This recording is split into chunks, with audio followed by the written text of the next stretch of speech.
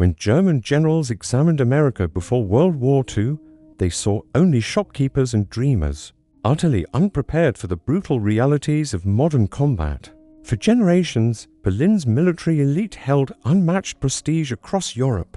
They scrutinized American military journals, observed training exercises, and analyzed our industrial capacity. Their conclusion seemed obvious: Americans lacked the warrior spirit, the discipline, and the hardened will necessary for true warfare. This wasn't mere prejudice, it was a calculated assessment, based on centuries of Prussian military tradition. In 1941, while German panzers crushed Soviet defenses deep inside Russia, the US Army appeared almost laughable by comparison. Our forces numbered barely 1.5 million, many with equipment dating back to the previous World War. Our officers possessed theoretical knowledge but lacked recent battlefield experience.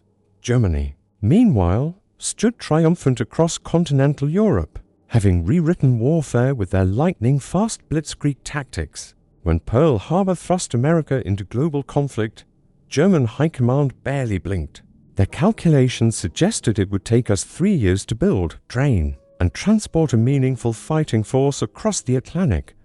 By then, they believed, Britain would have surrendered, Russia would be broken, and the war would be decided. This miscalculation would cost them everything. The first warning signs appeared not on battlefields, but on paper in shipping manifests and production reports crossing the desks of German intelligence analysts. These meticulous professionals stared at numbers they simply couldn't trust. America's shipyards, many barely operational before the war, were now producing Liberty ships at impossible speeds. What took European builders months, American factories completed in weeks, then days. One vessel, the SS Robert E.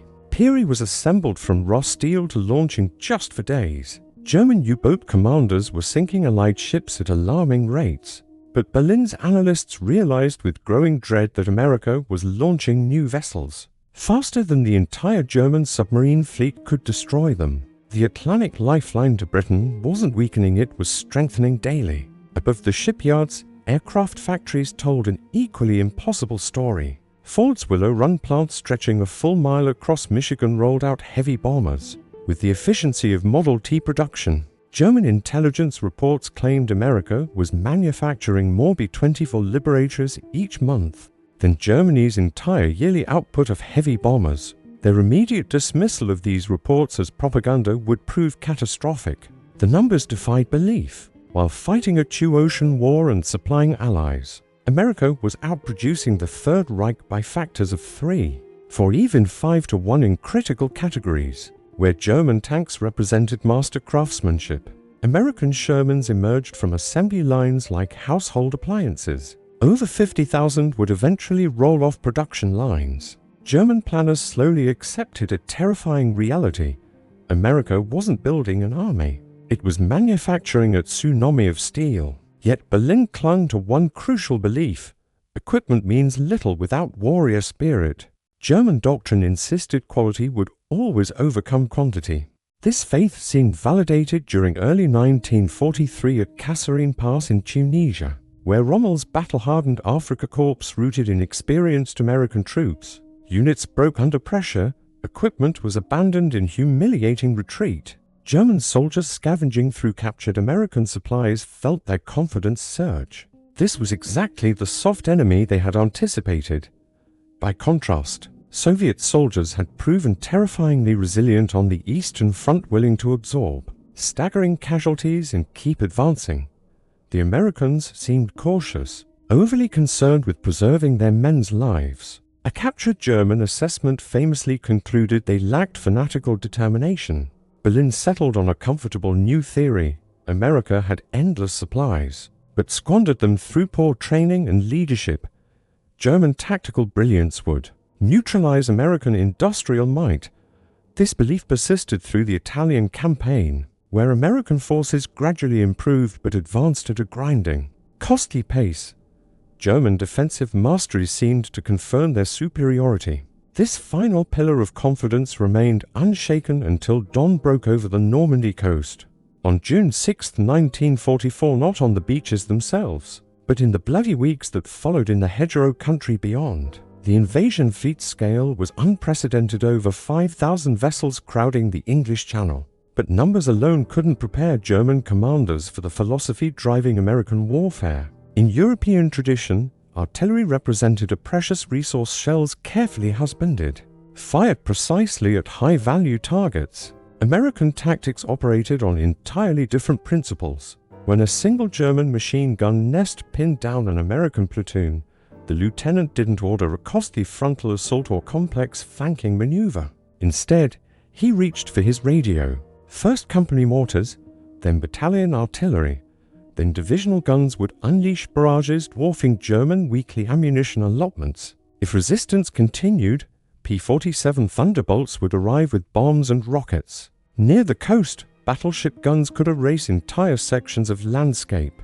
Only after total annihilation of the position would infantry advance. German officers watching this systematic destruction found it wasteful, even cowardly. Yet they couldn't deny its effectiveness. American units advanced slowly but steadily, suffering for fewer casualties than comparable German operations would incur.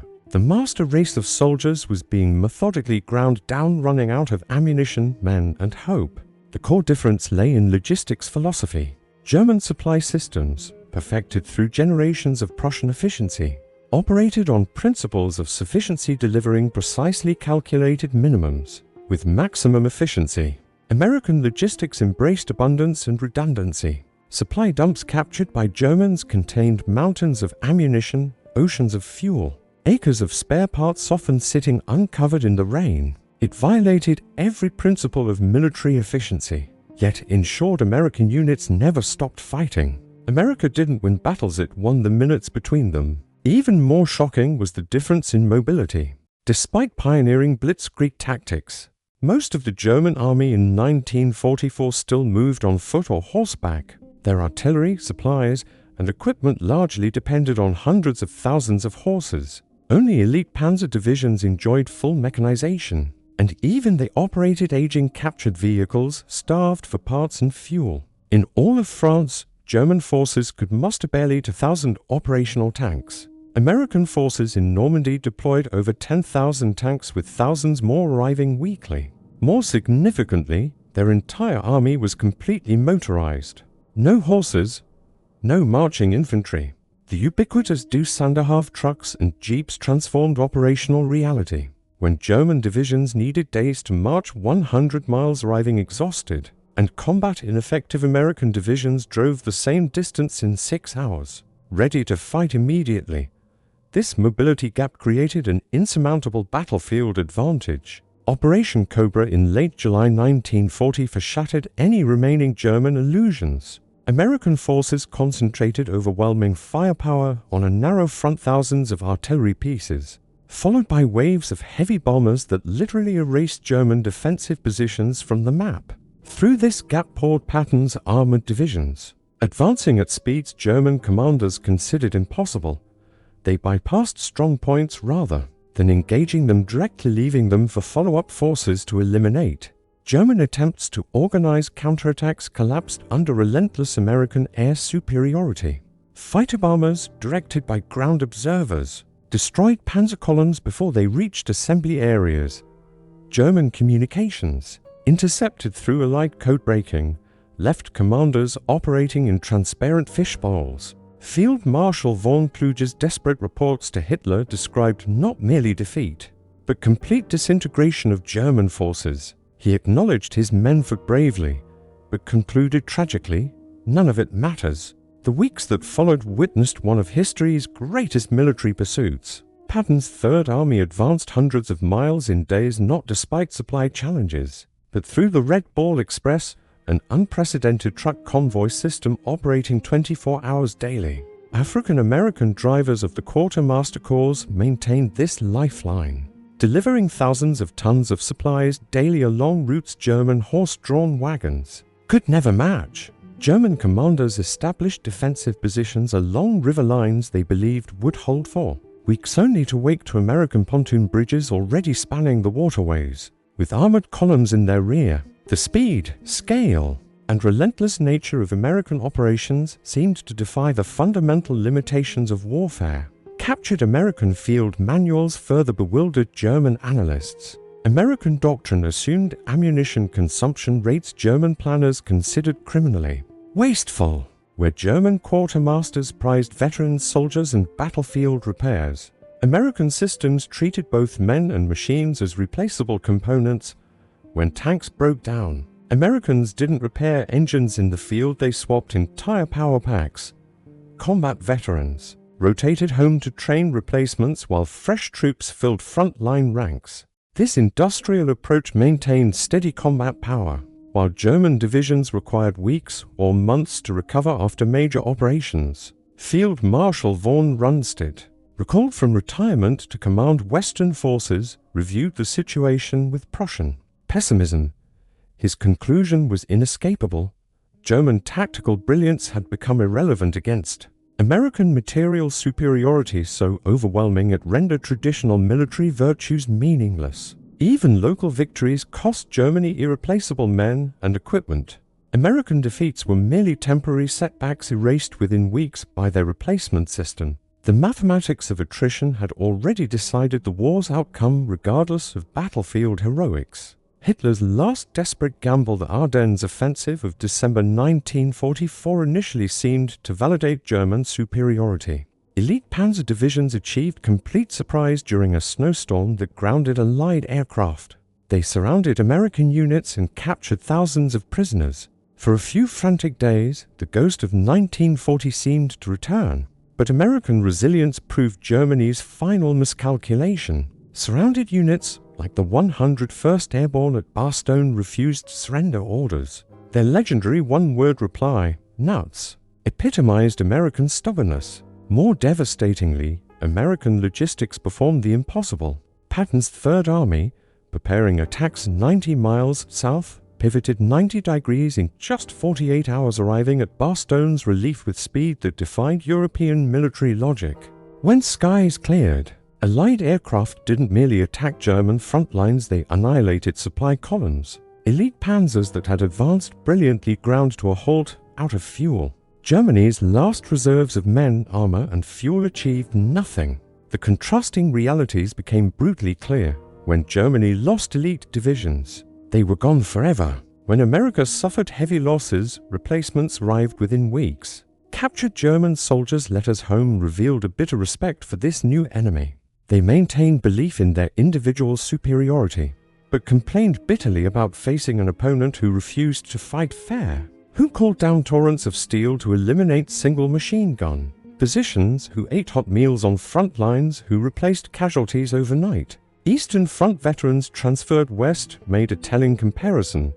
Russians attacked in human waves. That could be stopped with good defenses and steady nerves. Americans attacked as an unstoppable machine that reduced positions to rubble given enough time. What most impressed and terrified German officers was the systematic nature of American warfare. America had weaponized its entire industrial culture, applying mass production principles to warfare itself. They didn't rely on centuries of martial tradition, but created competent soldiers through standardized training. They didn't depend on individual heroism, but on coordination, teamwork, and overwhelming firepower. Their system minimized the importance of any single man while maximizing collective effectiveness. Germany fought with warriors. America fought with systems. This industrial philosophy offended German military culture built on individual excellence, but was winning the war in the most decisive manner imaginable. By 1945, the contrast was stark.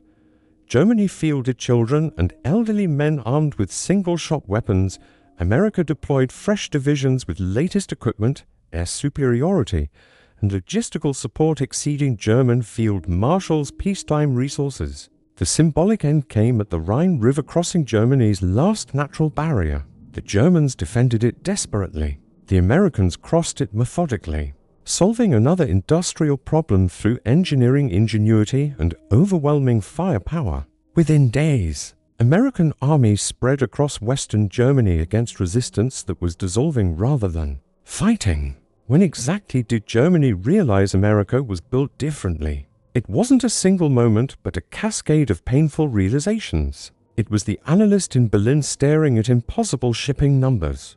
It was the quartermaster walking through captured supply dumps larger than his hometown. It was the frontline commander watching his best position vaporized by unseen naval guns. It was the field marshal studying maps and accepting that attrition mathematics had already sealed his nation's fate. They learned that America had transformed its entire economy into a weapon. They learned that mass production and industrial might had created a new form of warfare that made traditional measures of courage almost obsolete. Most painfully, they learned that America could afford to be wasteful, could afford mistakes, could replace losses because its resources were truly unimaginable in scale. This story from our grandparents' generation reveals something fundamental about American character: our ability to transform industry into power, our systematic approach to seemingly impossible challenges, and our willingness to apply overwhelming resources to achieve objectives. It's not merely a history lesson, but a reflection of who we are as a nation. If you found this exploration of history meaningful, we'd be honored if you'd join our community. Take a moment to like this video and subscribe to Winds of Thought. Your support helps us continue creating content that connects past wisdom to present challenges. What moment in American history do you believe demonstrates our unique character most powerfully? Share your thoughts in the comments below. We read everyone.